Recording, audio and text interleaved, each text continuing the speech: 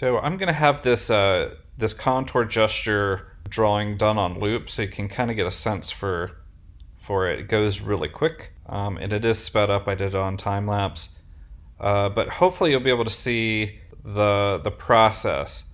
With contour gesture, you're looking for major lines. You're looking for major movements. You're following the lines, the major lines of whatever form you're looking at. So in this case, I'm looking at this, it's a embosser. The main thing to consider is that your hand is moving like your eye is moving. So as you investigate the form, as your eye goes over the form, your hand is basically moving like your eye is moving. The goal with gesture is to capture as much of the proportions and the essence of what you're drawing as possible as quickly as possible.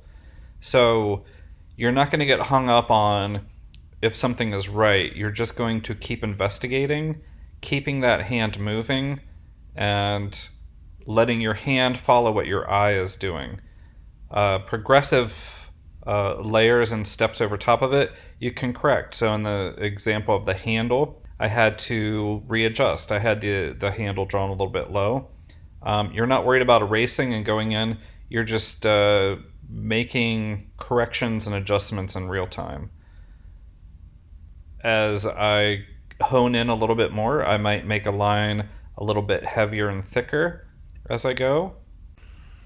A lot of times gestures are done for longer drawings. It's like if you're laying out a big composition, you would use gesture to quickly get as much information as you can and move it around quickly. So with this embosser, what we could do is we might slow down and we might start using our measuring strategies, which we're going to get to, such as measuring the angles of things, distances, height versus width, the handle versus the bottom of the plate. So the gesture is basically just to get down as much information as possible that you're in the ballpark, and then you can start refining. For the gesture drawings that we're doing now, these are just going to be left as gestures. Gesture drawings in themselves are very beautiful. They have an energy.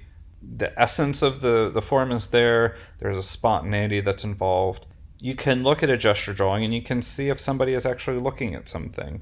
The speed of the line and the directional changes really can't be mimicked unless somebody is drawing and looking, if they're drawing and responding to what they're seeing in real time.